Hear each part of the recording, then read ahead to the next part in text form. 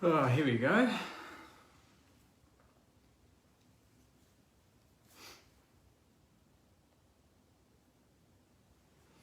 Welcome, guys. Sorry for the slight delay, just setting some stuff up, but we can get started soon. Let's wait for a few more people to tune in, and then we'll talk about tomorrow's game.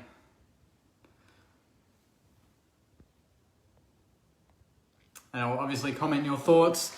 Ben's pumped. A lot of people are pumped. I'm fucking pumped. I'm ready to go. It's been a long wait. G'day, Phil. I'm well. Hope you're going well, mate. Hope everyone's going well. Hope you're excited as I am. Hope you're ready to go to support the boys tomorrow. Get the colours out. Order the bubbly. Talk shit about the dogs. It's gonna be a fun day. You know, no matter what, I'm trying to tell myself that, you know, win, lose or draw, win or lose, really. It's been an amazing season, but there's so much left untold. So if our boys can get the job done tomorrow, things just roll on, and we just keep having fun, and the roller coaster just keeps going for the season. But tomorrow the focus is on the fucking dogs. The teams are out. You've seen it already. I know you have. G'day, Lockie. Hope you're going well, mate. Thanks for tuning in also, everyone. The teams are in, and it was a predictable change. It was a shitty change as well. Like, it's great to get Zach Jones back after his week off, his hamstring, and he's good to go. But the downside is we lose someone like Josh Battle. You know, Josh Battle's been great all season. He's been important without being amazing. You know, he took a very important player against the GWS Giants and kept him to 0 marks for the first time in years. And it was a big factor as to why we could get a lot of ground ball and score from there. And that would have been pivotal for us tomorrow, just negating players like, you know, they've got Keith, they've got Easton Wood. He could take those players and make them accountable. And in that releases players like Max King, Tim Membry, Rowan Marshall, and Paddy Ryder to get forward and exploit them in the air there. But that's also partly why I'm not that worried about no Josh Battle. I know it's a big out, but you look at his numbers in the last 5 or 6 weeks, and he hasn't had a lot of the ball, right? He hasn't been dominating teams. He's playing key roles in wins, yes, but him playing and not playing is probably not what I think will be a deciding factor in whether we win or not. Zach Jones, on the other hand, I think is a deciding factor, and him coming in and being able to support a midfield that's going to be up against it tomorrow, guys. We've got to remember that. Tomorrow, we're playing up against one of the top 2 or 3 midfields in the league. So they've got Liberatore, they've got players like Bontempelli, Dunkley, McRae, far out. They've got Bailey Smith that goes through there. You know, there's a number of players that can do a job. I think they're resting a few of them forward as well. So they're just a very dangerous team. And they've got Tim English, who's a good young ruck. We played them earlier in the season, and this is where I think we can get the Bulldogs.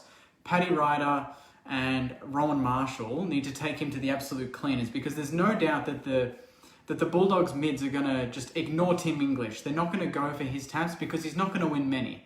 Against us last time, I think the hit-outs were 20 to St Kilda, 3 to the Bulldogs, which essentially negates any strength that they have at the ground ball with their mids, because their mids weren't getting hands to it. They weren't getting first hands onto it. So the key for us tomorrow is that even though they've probably got a better midfield they've definitely got a better midfield on paper, it doesn't matter if they don't get the ball. So it's up to Rowan Marshall and Paddy Ryder, and it has been for them all season against the young rucks. And every time we've come up against a team that has a good midfield but an inexperienced ruckman, they've taken him to the cleaners, put our mids in front, giving them the first ball more times than not, and that puts the ball inside 50 for us more times than the opposition, and that puts the defence for the opposition under pressure. So if we can get more ball out of the middle, we essentially just take out their strength. And all week, I don't know if any Bulldogs fans are going to be watching this or anything, but I love reading the opposition forwards on Big Footy. So I go on there, I go on the thread there, and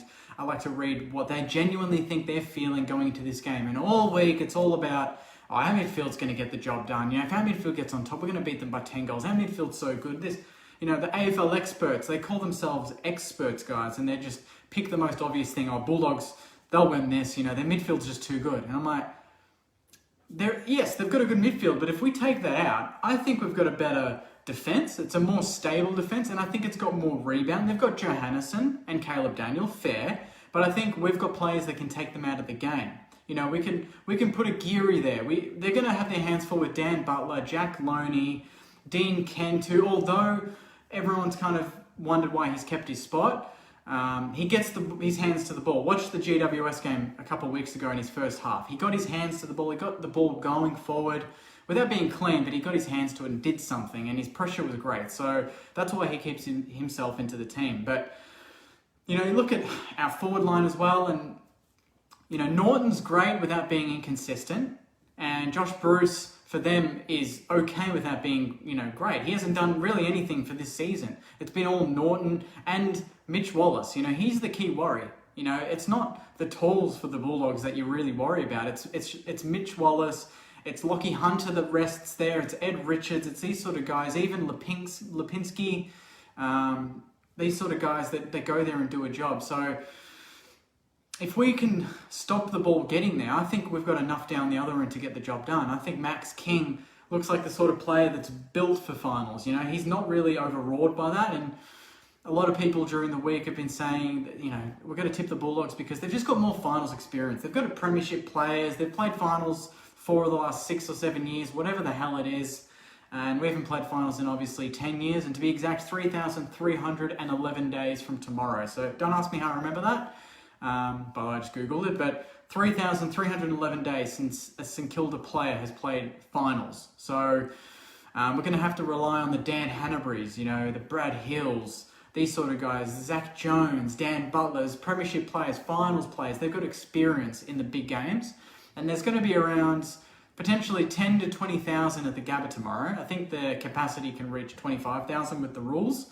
So if we reach that, great. If we don't, it's going to be around 20 to 15,000. Last week against GWS, the Saints fans were vocal. I think there was only 1,500 of them, and it was packed. You know, it sounded like it was packed. So if our supporters are on, then it's you know, it's going to be a great spectacle. And just hearing the national anthem, seeing our players stand up and line up side by side facing the Bulldogs, is just going to be awesome. And, you know, fun fact that I found during the week was the last final that we ever won was the 2010 prelim final against the Dogs. So whether that's an omen or not, I don't know, but it's a coincidence that after so long, the team that we happened to play in our first final in 10 years is the team that we last beat in the finals 10 years ago. So hopefully that's a good omen. Obviously the key is the midfield, guys. If we stop their midfield, or at least just break even, we don't even need to beat it. If we just make sure that if McRae has 25 disposals, Steele's around that mark. You know, if Dunkley gets around 20 disposals, Seb Ross is around that mark. You know, we're going to have to rotate Hunter Clark through there, Jack Billings, these sort of guys that like to play on the outside. They're going to get, you know, they're going to go on the inside and get the job done, because it's going to be 26 degrees, 27 degrees in Brisbane tomorrow. It's going to be a hot day. It's an early start, 4:40, not a night game. So it's going to be hot and heated for the first, say, 2 quarters. Second half, it might cool down and get a bit dewy, so it might be more of a ground ball game, which I think will suit us. But I also think the aerial ball suits us too.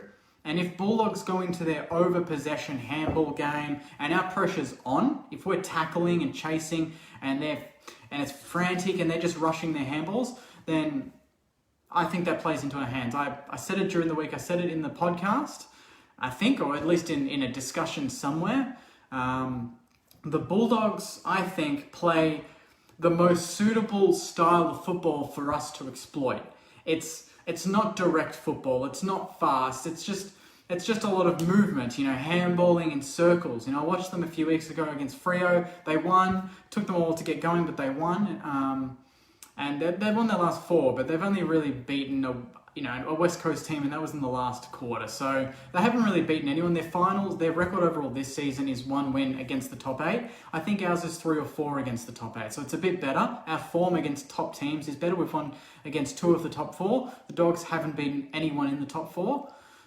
So our form overall, I think, in this season's good. I think a lot of people are tipping the Dogs based on just more recent form, which makes sense because we struggled. But you look at the GWS win we had, and that, to me, is a sign that we're getting close back to our best, back to where we saw our footy being in the first 10 to 15 weeks. You know, before we dropped off against Geelong and we coughed it up against Fremantle, the GWS game a couple of weeks ago was the best football we've played since that Richmond win, since that Bulldogs win even, you know. So it's been a long time, but when you find form, you want to find it at the pointy end of the season, and that's exactly what we've done. So I'm going into this game pretty confident, not overly confident, yeah, as being a Saints fan, but I'm confident and nervous. You know, it's just a whole bit of emotions, pretty similar to the GWS game. You know, that's another thing that might benefit us, is that we've played, essentially, this will be our second elimination final in 2 weeks, because we lose to the to GWS, or at least we went into that game thinking we lose and we don't make finals, so that to us was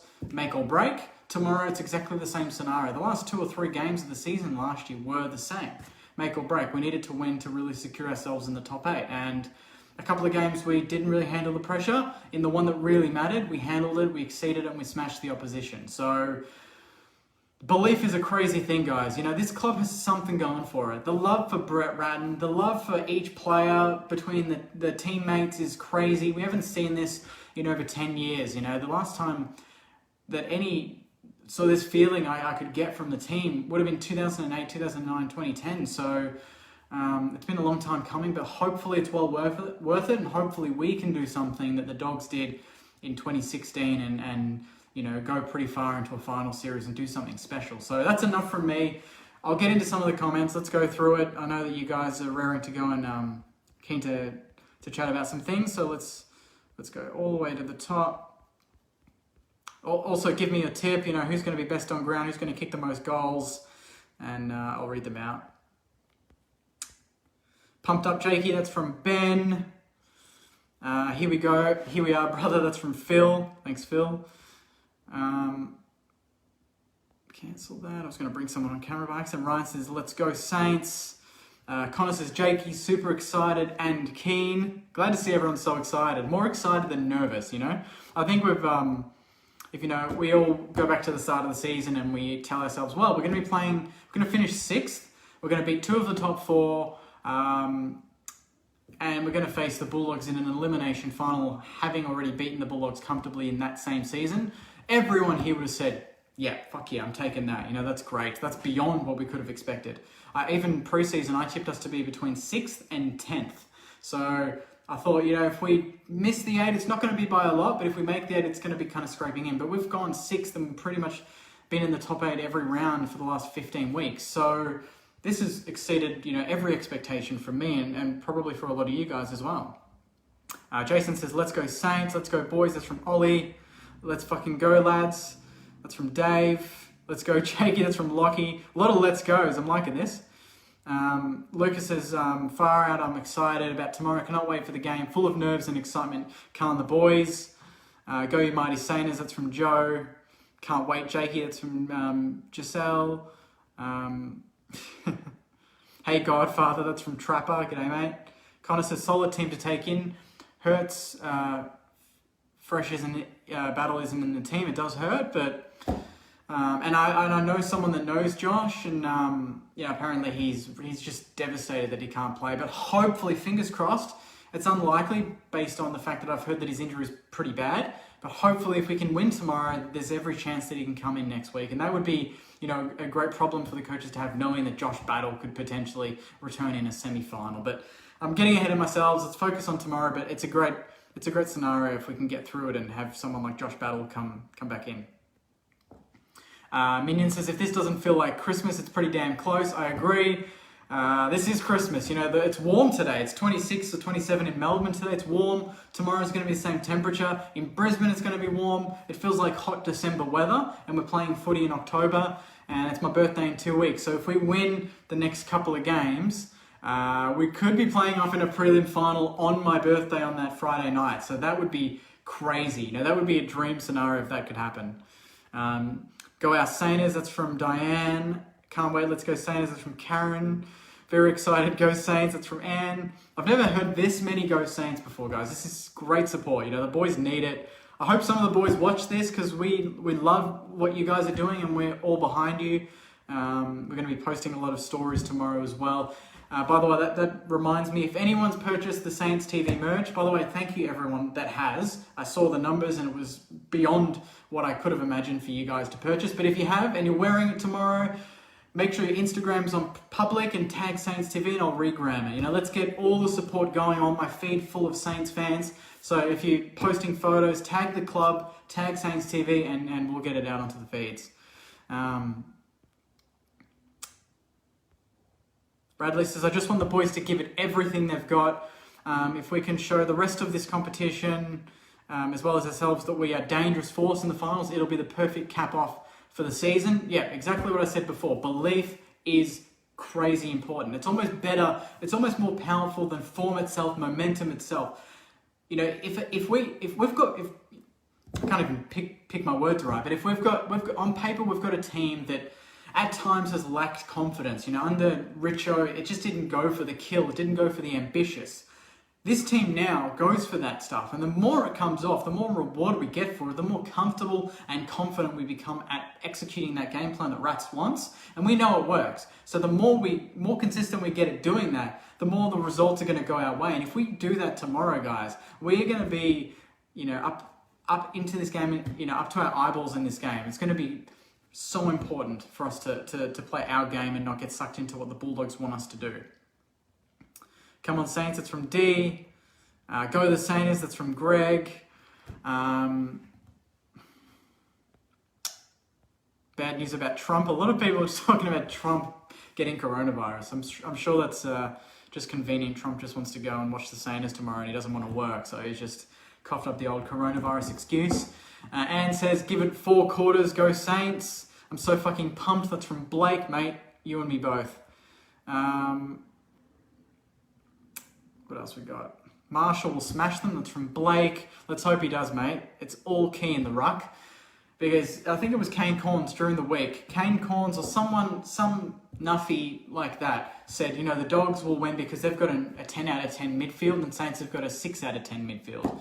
Now, on paper, he would have said that exact same thing about us against GWS. On paper, GWS's midfield's one of the best in the comp. 10 out of 10, 9 out of 10. Our midfield, 6 out of 10, he would have said.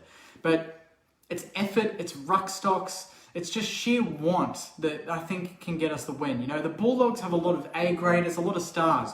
But I feel like they're the sort of team like GWS that when things suddenly don't go your way, you don't defend. They don't look like a midfield that defends. You know, we've got Jack Steele, we've got Seb Ross, we've got Hart, Zach Jones, Hunter Clark. They're players that are renowned for running forward and running back. I can't imagine that, you know, Bontempelli does it, maybe a bit of Dunkley, but Bailey Smith, McRae, Lockie Hunter, these sort of guys, they're very forward running, and I think Bulldogs are a very forward running team in general. So if we can get the turnover early and get them on the rebound, I think that's going to be the game. If they can possess the ball, control the tempo, chip it around, handball it around, have, you know, way more possession than we can, then that's going to play into their hands. But if we can turn it over fast and get some, you know, open inside 50s with Dan Butler and Max King isolated, then we're going to be a very dangerous team to beat tomorrow. Dogs forward line sucks, to be honest. That's from Sam. I don't think it sucks, but I think it's probably bottom 5 in the comp. You look at it, it's Ed Richards, Josh Bruce, Mitch Wallace, Tom Liberatore, Aaron Norton, and Lockie Hunter. There's no obvious option to kick goals there, is there? You know, Norton, he kicked 6 against Adelaide, I think it was 5 or 6 weeks ago. Hasn't really done much since. Josh Bruce, I think he's kicked less than 15 goals all season. Mitch Wallace, I think he's close to their top goal scorer, and he's a small. Down the other end, you've got players like Max King, Rowan Marshall, Dan Butler, Tim Membry, these sort of guys. Jack Steele can go forward, you know.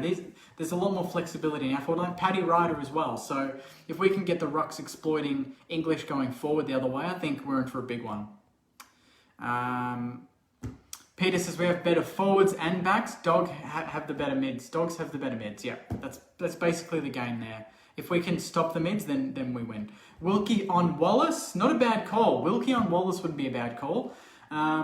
It could well be Jaron Geary as well. He's listed in the back line here, but I wonder if the club's going to flip it and just put him as a defensive forward on someone like a Caleb Daniel or a Johannesson, these sort of guys that give them so much rebound.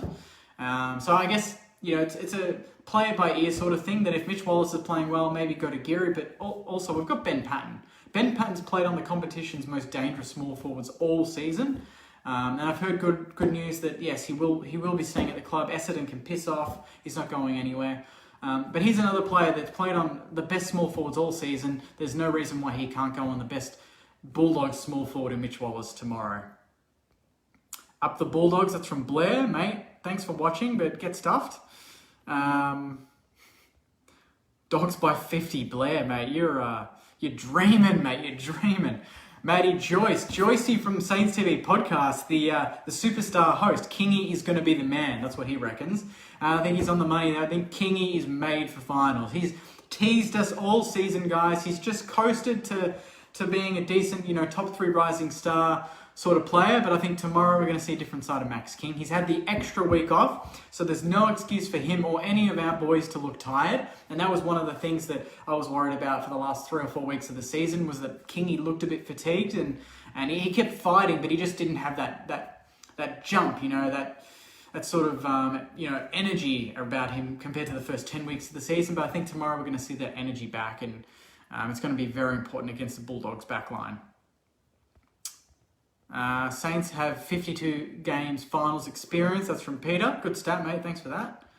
How great is it to hear the crowd? That's from Anne. I know. Even last night I was watching the Geelong Port game, and just to hear a crowd cheer, it was primarily Port fans obviously, but just to hear them scream ball or cheer, and it wasn't the fake artificial sounds that Channel 7 put in, that's a great feeling, and I can't wait to actually see that tomorrow when the national anthem finishes and the crowd claps and cheers. It's going to be a great experience. This is from Catherine. Kent has deserved his spot in our 22. Everybody who showed up last week deserves a spot, plus Jones, no questions.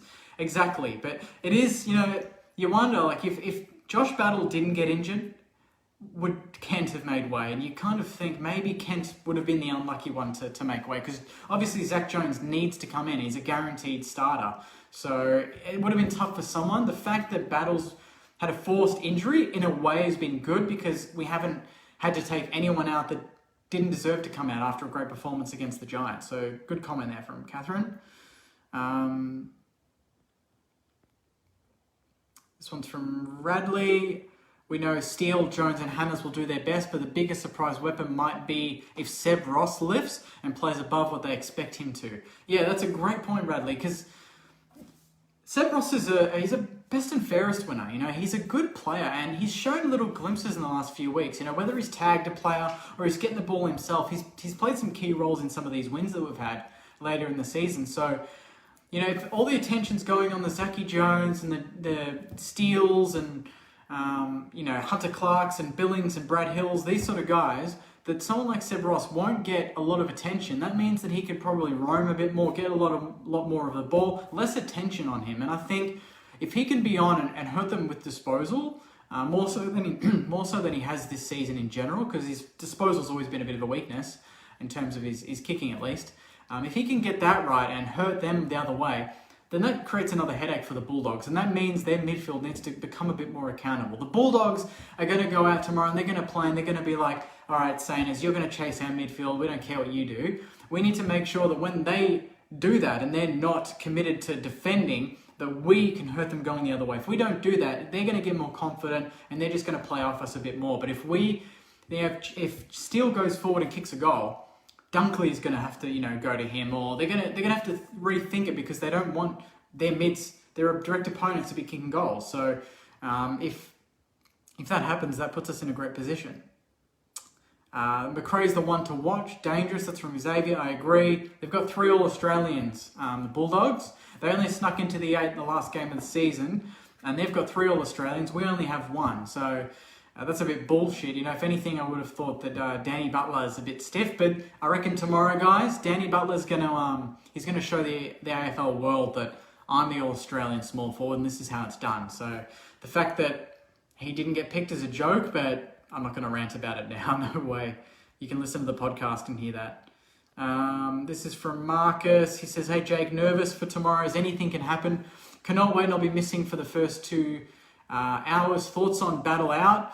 I mentioned at the start, mate. I think it's harsh. He's had a great season. He's been important without being amazing, but we can cover him. I think if we had lost a mid as opposed to a tall, then I'd be a bit more worried, because the midfield is the Bulldogs' strength. So the fact that we bring in a midfielder, one of our best of the season, it works to negating their strength. And I think we've got enough tools without battle to hurt them in the air. And if we don't hurt them in the air, we've got enough smalls at ground level that we can get the job done as well. So I'm pretty confident either way. It would have been great to have him because of his flexibility. He can go forward, he can go back, he can play on the wing. He can do a job anywhere. So if there's an issue, you just put Josh Battle in that area and he fixes it. We don't have that, but we've got enough, I think, on field that we can cover any sort of issue that comes our way. Up the fucking doggies, Bruce to kick 6. That's from Benjamin. Jeez, all the doggies boys are getting in on this. Loving it. Keep it coming. Caulfield Clark, this is from Luke. Caulfield Clark, Patton, Steele, King. Let's see how our future stars perform in a final. Can't wait. Loving life. I agree. Every day you just get up and you're like, oh yeah, Saints are in finals. And you just light bulb moment. You're like, I'm happy again. If you're having a shit day, you just tell yourself, well, Saints are in finals. So, fuck off problems. Get stuffed. Tim Taranto to slip the red, white, and black on versus the doggies. That would be sexy, but no. His agents come out and said that he's not interested, but I've heard otherwise from a very reliable source that told me about Brad Hill well before anyone else talked about it. So we'll hold our breath on that and see what happens. It would be nice if we had Tim Taranto for tomorrow, though, that's for sure. How many goals for Dan Butler? That's from Brooke. I'm going to go with 3. I think he's going to kick 3. I tipped that Rowan Marshall, I think, will kick 2 or 3 and be a match winner. So I think if Marshall goes forward and kicks a couple, we win the game. Go the Saints from the Southwest. It's from Ben. Thanks, Ben. Best on ground, Butler. Let's go Jakey. That's from Adam. Bulldogs match in season means nothing. I agree. It means nothing now. It just means that we know that our method works against them. I don't care that it was round 2 or round 3, whatever it was. The fact that we can think, oh, wait, when was the last time we beat? Oh, yeah, this year. It gives you confidence, You know that you can beat that team playing a certain way. If we go into tomorrow playing that exact same way, then I think it raises more questions for the Bulldogs, and it's up to the Bulldogs to change their game plan to stop us, as opposed to us changing our game plan to stop them. 10 different goal scorers from Karen. Luke's just talking about the first centre bounce, Ryder down to Steele, handball to Jones, Jones long kick inside 50 into King, brings it to ground, Loney Crumbs, sausage. I don't mind that. That's shit commentary on my part, but that would be a great start to the game. Goal in the first minute, first clearance. Saints will win by 85. That's from Tom. Pretty conservative tip there, Tom, if I may say so myself. Daniel says, I'm thinking Big Max King will have a blinder. That would be nice. Impossible is nothing. That's from Joe. And you know what? I might actually leave it on that, guys. Impossible is nothing. I don't mind that as a close. I know there's a lot of comments I didn't get through. I'll try and respond to some after this, and I'll actually get on the keyboard and type some answers. But impossible is nothing. I love the club. I love the video they brought out earlier in the week, just talking about the fact that we're there. We're not there to make up numbers, and we're going to try and create history and do something special. And that can be all publicity, all PR, just to get the fans up and about. But when you look at the players, you look in their eyes, you look at the way Ratton talks and the way they're training and just the general feeling around the club, and you genuinely believe, they believe that. They think they can do something, this team. And why shouldn't we? We've beaten Port Adelaide in Adelaide, we've beaten Richmond too. You'd say the 2 favourites for the flag at the moment, based on Port winning last night and Richmond playing now against the Brisbane Lions.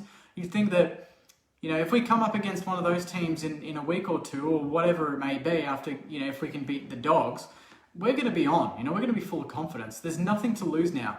There was all to lose against GWS and we handled that pressure. Tomorrow we can go into this game just being like, play our fucking game, boys. Take it on, go fast, and let's hurt these doggies and show the AFL world that, we're a gun team on the rise. So this is a massive moment for our club. But I could not be more proud of the boys, no matter what happens tomorrow. We just want them to give 100%, put everything on the line, leave everything out on the field, and then, we know we're building towards something. If it's not this year, it's going to be in the future years. There's a nucleus in this team of something very strong and very special, and tomorrow's another lesson we learn. Whether we get through it or not, players get finals experience, and it's a step in the right direction for our team. Having a team with a finals campaign under their belts going into 2021 is a huge step forward in the right direction for our team. So I'm going to leave it there, guys. Thanks again for watching and commenting. Make sure tomorrow, if you're posting photos online, tag Saints TV, tag the club. Let's get the whole thing going. It sucks that we can't be at the ground and we can't support the boys in person, but we can do it through our feeds, and that's the next best thing. So if you want to send a video to Saints TV saying go Saints or whatnot, send it in and I'll put it on the story. We want to flood the feeds for the players and for the club, for the coaches and everyone involved to just to feel our support from a distance when we can't be there in person. So again, guys, thanks again for watching. If you haven't listened to the Saints TV podcast, head on over to Apple Podcasts or Spotify, any of those streaming platforms, and listen to it. It's a fucking great episode. Thanks to everyone that's listened so far. Saints TV merch as well. If you want to go online, it's on Instagram and on the Instagram shop. And you can purchase anything there. Gresh Prince, Dan Butler, Max King, Jack Steele one just dropped. So get on there and purchase some there. But until then, guys, until tomorrow, it's going to be a big wait. Watch the footy tonight and dream about a Saints victory until tomorrow. So hopefully I can come on here and pop some more champagne and have another party with you guys. Because a couple of weeks ago against GWS, it was good fun. So let's try and top it tomorrow. So until then, guys, have a great Friday night, and I'll see you tomorrow for the elimination final against the Dogs. Go, you Sainers!